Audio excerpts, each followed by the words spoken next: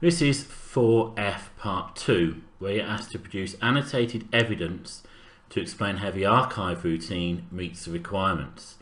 So if we have a look at the bits that we need to do, it says reservations where the check-in date is over 3 years ago should be archived to a table called archive. It then says that any archived records should then be deleted from the reservation table. We'll deal with the button in part 3. So we need to take data from the reservations table, but also remember we've got the customer's name and postcode and a room number to include, and put them into the archive table. So we're going to be using an append query. So we're going to create our query in Design View, and we'll take the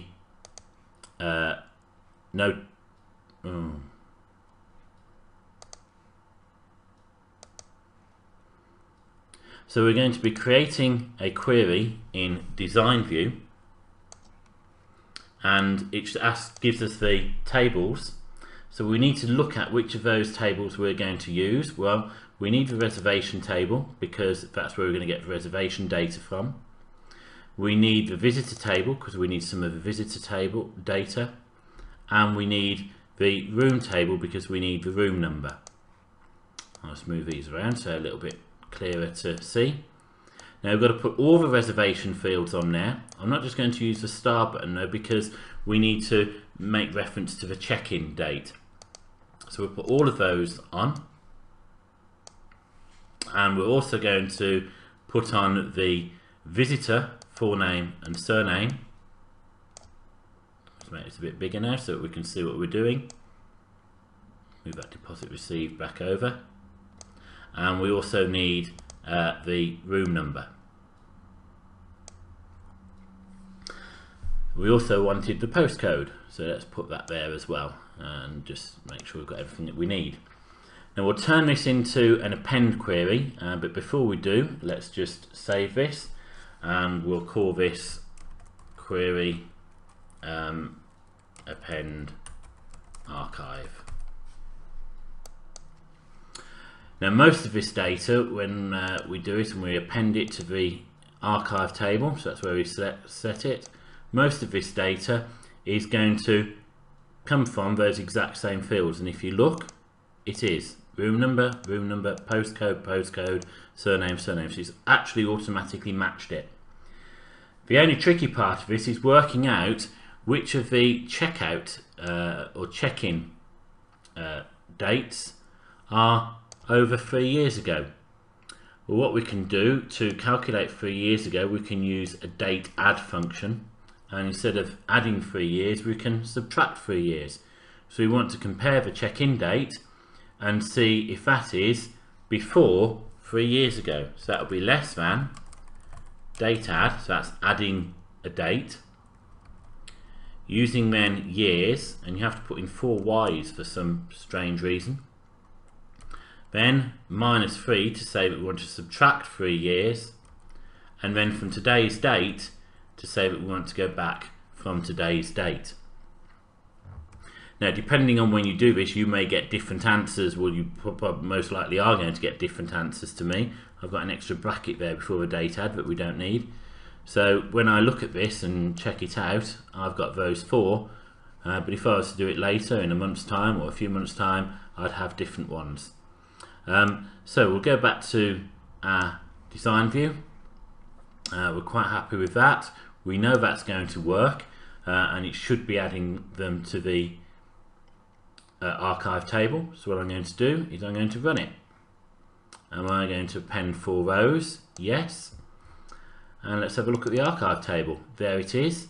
I can now take my screenshot of that archive table, including the fact that it says archive, and we can put that in our answers back up here to show that the data was added.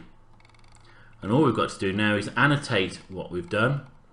So in terms of the annotation, we're going to be annotating the fact that we did an append query, we appended to the archive table, showing the fields that we've used, and then explaining this criterion and the date add criterion.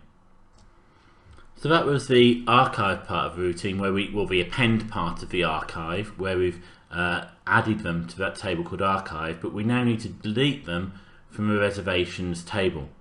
Well, we're going to be doing exactly the same sort of thing using the same criteria. So I'm going to copy that criterion there that we've used, and we're going to create a new query that is going to delete data.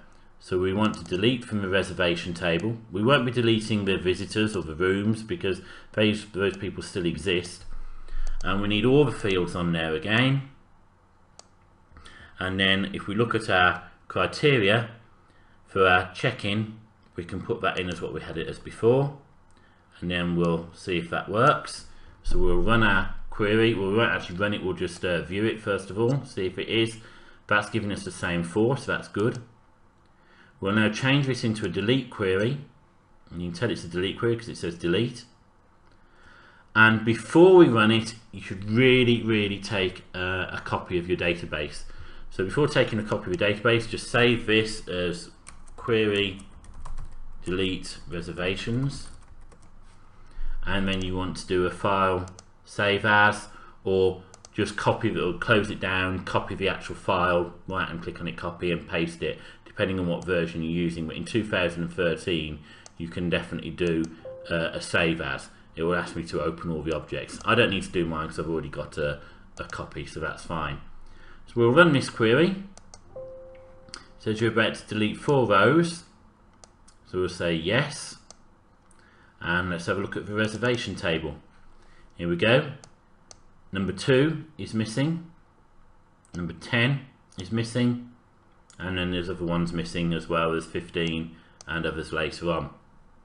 So that means that we've now done the delete part of it, so we can do our annotation. So we can show how we created the delete query. We've used the same criterion, so we don't need to explain the criterion again because we've already used it, and explain what it does, that it only deletes those reservation records that are more than 3 years old. And if we scroll back up, you can see here how we can also put in for part 1 the reservation table after the routine has been run, and just to help out the teacher, they're marking it, just show very clearly where the records are that are missing. And then part 3 will all be about linking this to a button.